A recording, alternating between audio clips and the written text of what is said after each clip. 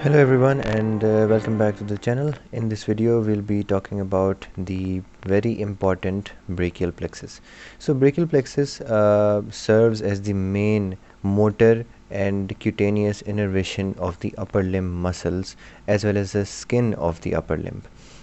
The brachial plexus can be defined as a network of nerves in the brachium and in the neck. The brachial plexus is made up of roots. The roots make trunks, and different divisions from the trunk lead to cords.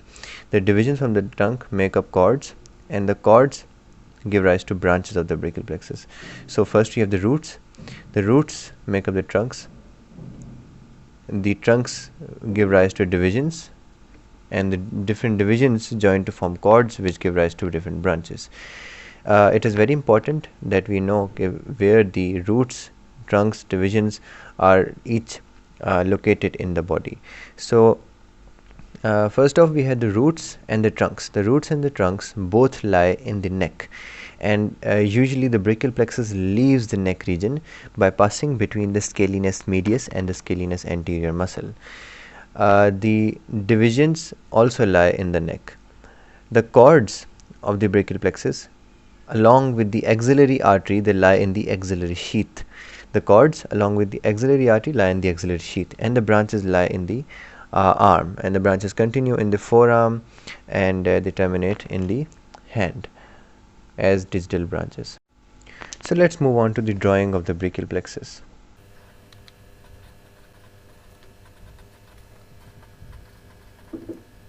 So first of all, you will just draw a schematic diagram to make the brachial plexus look easier.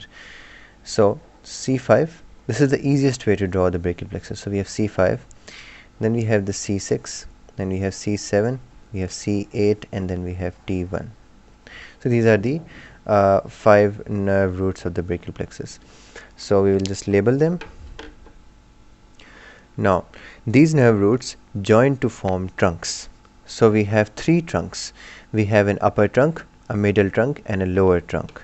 So how are the trunks formed? So the C5 and the C6, these both join to form the upper trunk. This is known as the upper trunk. The C7 does not join with any other nerve root, and it continues solely as the middle trunk. And the C8 and T1, yes, you guessed it right, the C8 and T1 continues as the lower trunk. Now from the trunks we have several divisions. The divisions of the brachial plexus are as follows. So each trunk gives off 2 divisions. Each trunk gives off 2 divisions. So the upper trunk gives off anterior division and posterior division. The posterior division from the upper trunk as well as the posterior division from the lower trunk, they both join with the posterior division of the middle trunk, and they continue as the posterior cord of the brachial plexus. This is called the posterior cord. The posterior cord receives the posterior divisions of all 3 trunks of brachial plexus. Next, the middle trunk's anterior division joins the middle trunk's anterior division. I'll just draw it in blue. The anterior, just to make it easier to differentiate, the anterior division from the middle trunk joins with the upper trunk's anterior division to form the lateral cord. So this is known as the lateral cord of the brachial plexus. Right here, this is the lateral cord of the brachial plexus. The anterior division from the lower trunk, the anterior division of the lower trunk continues as the medial cord of the brachial plexus, right here. So these are the cords of the brachial plexus. So up till here, these are the, right here we have the roots. Then we have the trunks. Right here till here we have the trunks of the brachial plexus.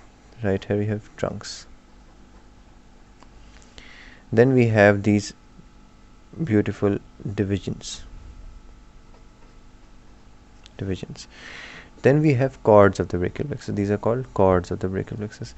So then we have cords. Okay, so the roots, there are roots, anterior rami of C5 to T1. They join to form trunk. We have the upper trunk, middle trunk, and lower trunk. Then we have the divisions. Each trunk gives off two divisions. We have the anterior division and the posterior division. The posterior division from all three trunks join to form the posterior cord. And then we have the cords. The medial cord, let me just write it down there. So we have the right here we have the medial cord, then we have the lateral cord, and then we have the posterior cord. Now it is very important to know that these cords are named because of their relation with the axillary artery. As mentioned earlier, the cords are located in the axilla, and after the divisions form the cords, the brachial plexus leaves the neck and enters the cervicoaxillary canal.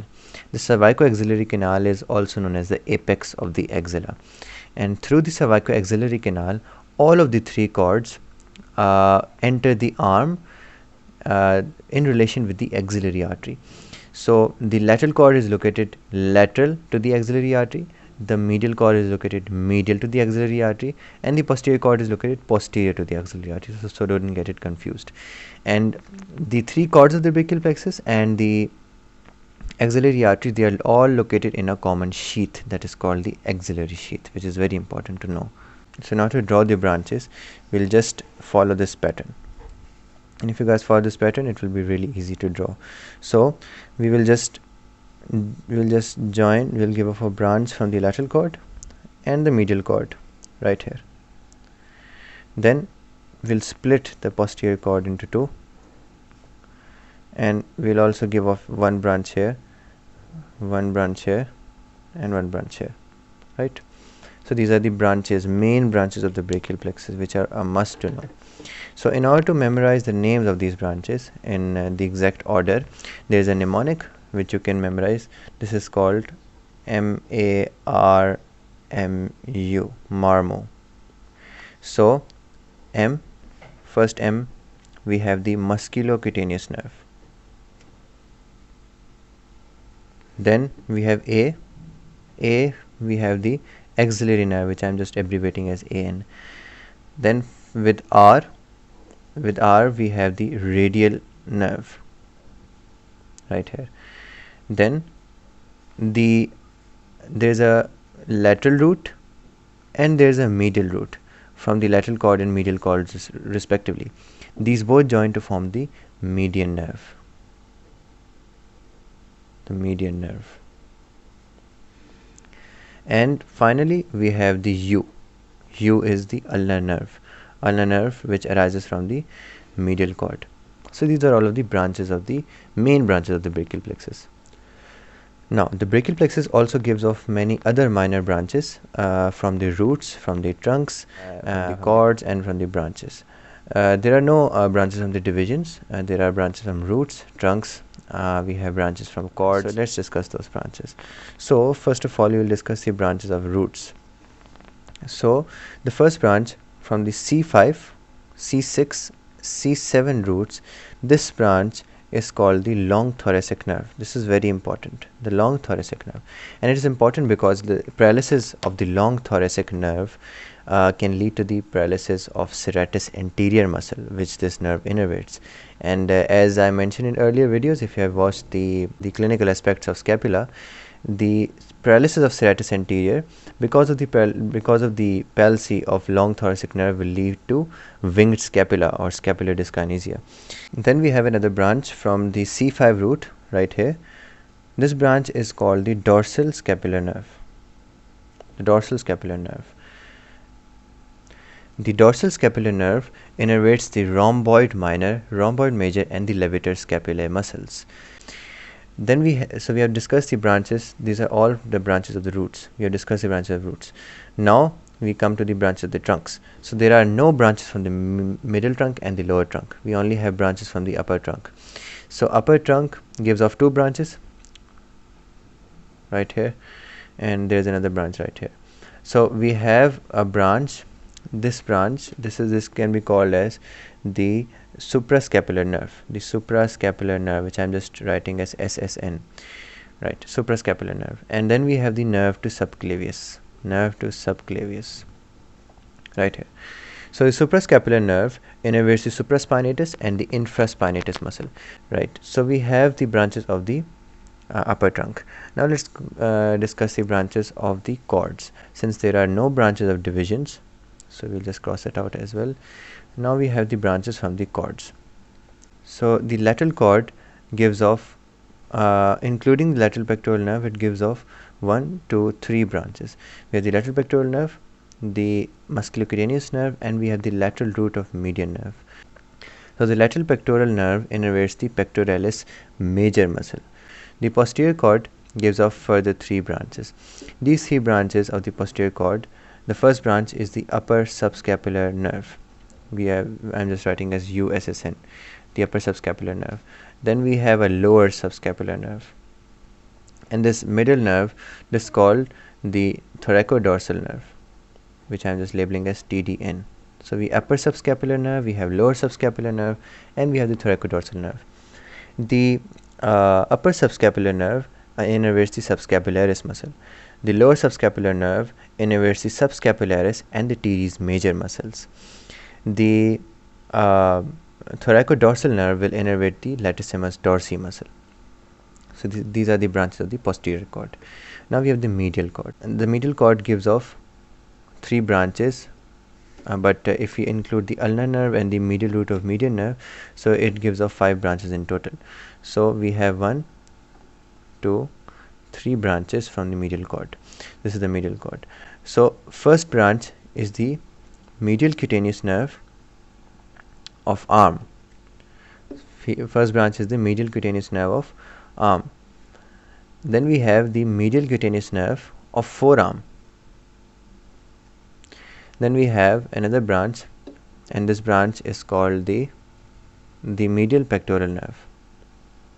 So we had the lateral pectoral nerve from the lateral cord, we had the medial pectoral nerve from the medial cord, and we have medial cutaneous nerve of arm, and we have the medial cutaneous nerve of forearm. The medial cutaneous nerve of arm gives cutaneous innervation to the medial side, skin over the medial side of the arm. The medial cutaneous nerve of forearm gives cutaneous innervation to the skin of the medial side of forearm. The medial pectoral nerve innervates the pectoralis major and the pectoralis minor muscles. Then we have these major branches of the brachial plexus, which have a huge list of muscular and cutaneous innervations. So we'll just discuss that later in a table. So these are all of the branches, that are given off by the brachial plexus. And guys, that's all for the video. I hope you enjoyed the video. Thanks for watching, and if you like the video, please share, and do leave a like, and don't forget to subscribe the channel, and press the bell icon for the latest updates on my videos. Thank you.